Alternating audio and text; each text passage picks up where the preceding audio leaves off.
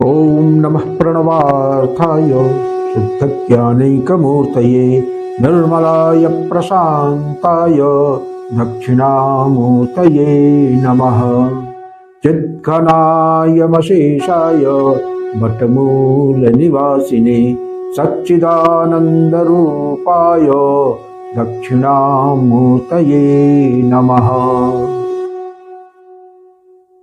ईश्वरो गुरुरात्मेति मूर्तिभेदविभागिने व्योमवद्व्याप्तदेहाय दक्षिणामूर्तये नमः। विघ्नेश्वराय वरदाय सुरप्रियाय लंबोदराय सकलाय जगद्धिताय नागाननाय श्रुतियज्ञ विभूषिताय गौरीसुताय गणनाथ नमो नमस्ते। विघ्नार्तिनाशनपराय गणेश्वराय सर्वेश्वराय सुखदाय सुरप्रियाय विद्याददाय विकटाय च वामनाय भक्तप्रसन्नवरदाय नमो नमस्ते।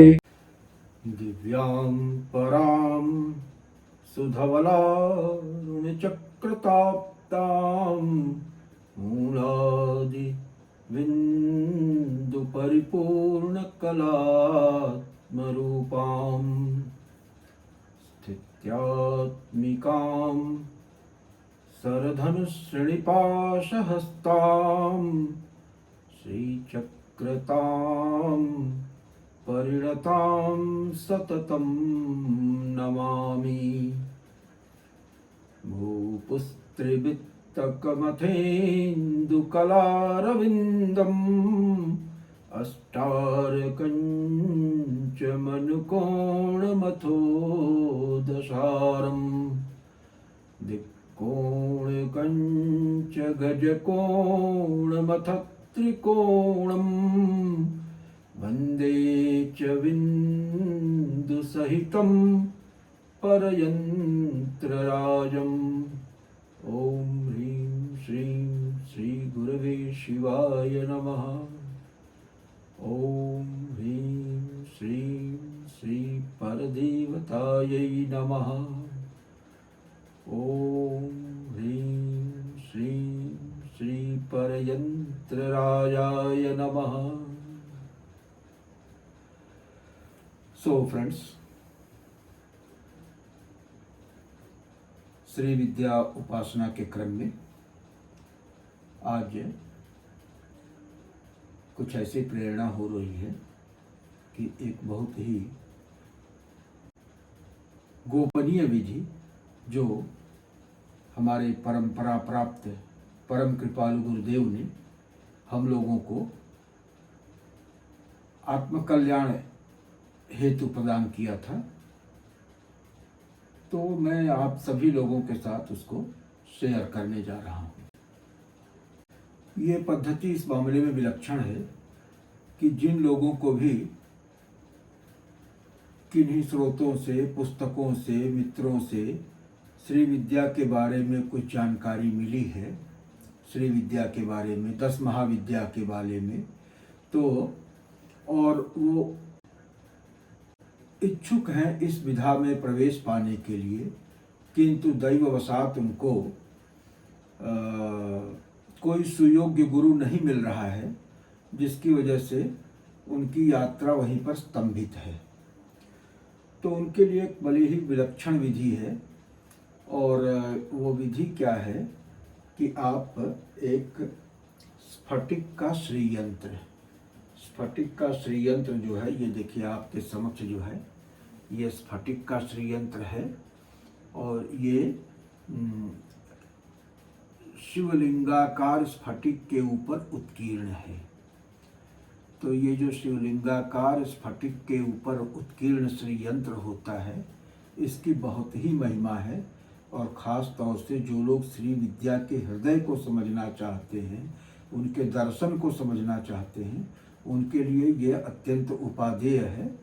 और इसके अलावा मार्केट में आमतौर पे एक और श्रीयंत्र आता है जो कुल मिला के 43 ट्रायंगल्स उसमें होते हैं और 10 आवरण स्पष्ट रूप से दिखते हैं। और सबसे नीचे भूपुर, भूपुर के बाद त्रिवित, त्रिवित के बाद षोडश दल कमल और अष्टदल कमल। यहाँ तक तो वो संरचना दूसरे तरह की है।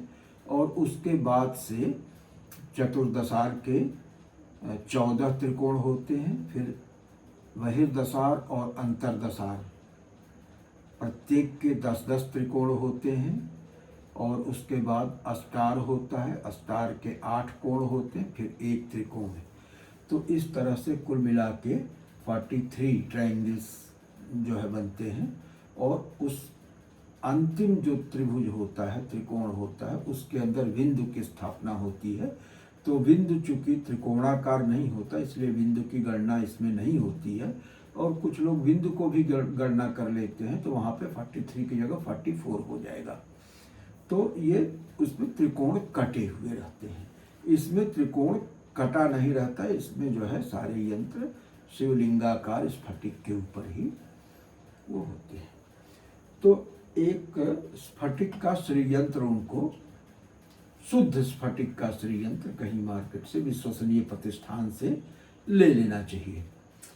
और हमारे यहाँ काशी में तो ये बहुत आसानी से उपलब्ध है, हो सकता है अन्य स्थानों पर न उपलब्ध हो, तो वो लोग काशी में उनके कोई इष्ट मित्र रहते हो तो उनसे कह के मंगवा सकते हैं। तो उपलब्धता है इसकी, ऐसी बात नहीं है कि अनुपलब्ध है। स्फटिक का मैं क्यों कह रहा हूँ, इसके पीछे कुछ कारण है। क्योंकि दो धातुएं ऐसी हैं, स्वर्ण और स्फटिक, कि स्वर्ण का भी अगर श्रीयंत्र बना के विधिवत उसकी पूजा अर्चना शुरू कर दी जाए तो कालक्रम से उसमें स्वतः प्राण प्रतिष्ठा हो जाती है। और श्रीयंत्र की भी यही विशेषता है कि ये जो श्रीयंत्र स्फटिक का बना हुआ है, तो स्फटिक के श्रीयंत्र में भी अगर आपने विधिवत अर्चन आराधना उपासना शुरू कर दिया उस यंत्र की, तो उसमें कालांतर में स्वतः ही प्राण प्रतिष्ठा हो जाएगी। और जब भगवती की प्राण प्रतिष्ठा हो जाएगी, भगवती आपके यहाँ विराज जाएंगी, तो भगवती स्वयं गुरु हैं। और वो आपको अगर भौतिक रूप से किन्हीं गुरु की आवश्यकता होगी तो कोई न कोई संजोग ऐसा घटा देंगी कि आपकी मुलाकात किसी सुयोग्य गुरु से हो जाएगी। और अगर नहीं हो सकती है तो भी चिंता की बात नहीं है। हमारे गुरुदेव ने एक पुस्तक लिखी है, श्री चक्र निरूपणम, और उस पुस्तक में उन्होंने स्वदीक्षा प्रणाली का भी उपदेश किया हुआ है, जो आदेश क्रम में है। और वहाँ पे ये विधान है कि साक्षात दक्षिणामूर्ति जो हमारी परंपरा में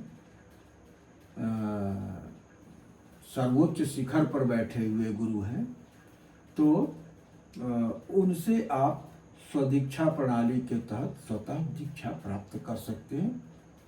उनके द्वारा लिखित पुस्तक श्री चक्र निरूपण में इसकी संपूर्ण विधि बड़े संक्षेप में और बड़ी स्पष्टता के साथ दी गई है।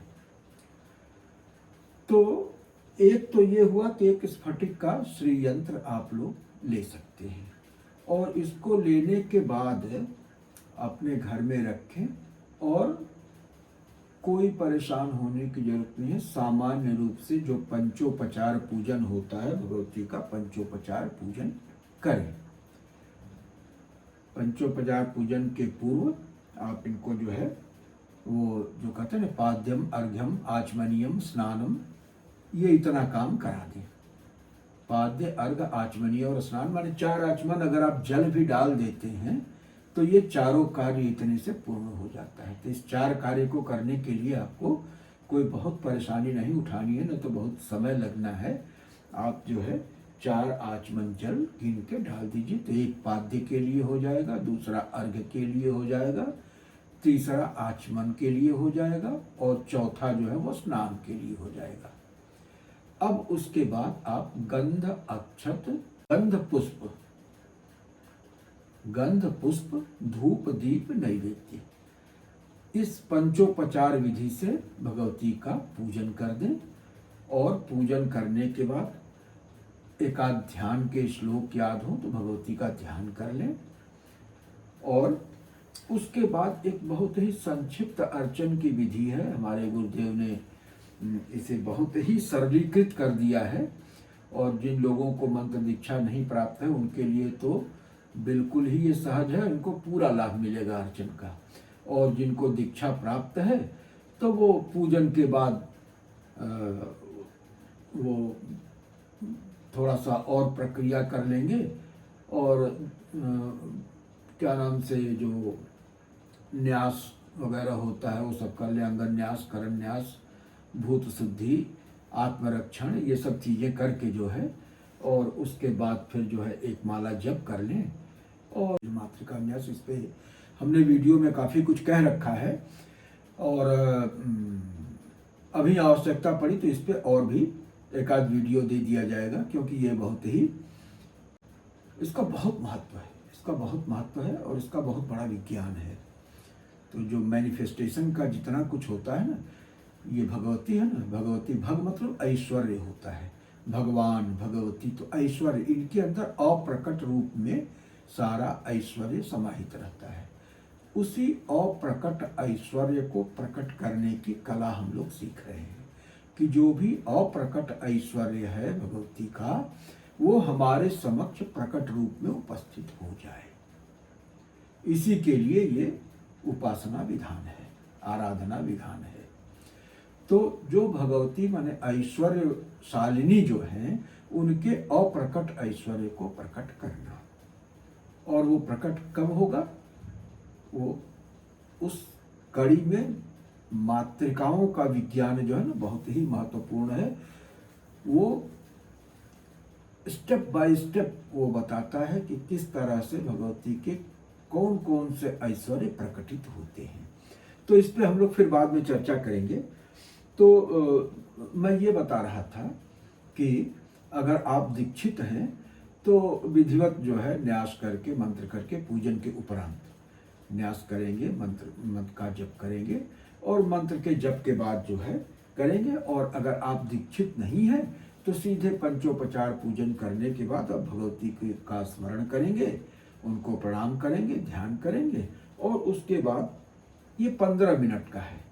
सबसे जो संक्षिप्त विधि है वो सिर्फ नमः करके, और इनके आवरण में जितने भी भगवत सत्ता का समावेश है उन सभी भगवत सत्ता का नामोल्लेख पूर्वक नमः करके, और ये पुष्प या किन्हीं कामनाओं के लिए अगर है तो उस कामना विशेष के लिए विशेष द्रव्य का भी विधान रहता है, उस विशेष द्रव्य के माध्यम से आप अर्चन करते चले जाएंगे। तो ये है, इस वीडियो को हम 2 पार्ट में कर देते हैं। अभी एक पार्ट में ये सामान्य जानकारी हो गई, और दूसरा पार्ट में अर्चन कर देते हैं, ताकि वीडियो बहुत लंबा न हो, जिससे कि समयाभाव के कारण लोगों को देखने में असुविधा हो। इन्हीं शब्दों के साथ ओम पूर्णमदः पूर्णमिदं पूर्णात् पूर्णमुदच्यते पूर्णस्य पूर्णमादाय पूर्णमेवावशिष्यते। ओम शांति शांति शांति।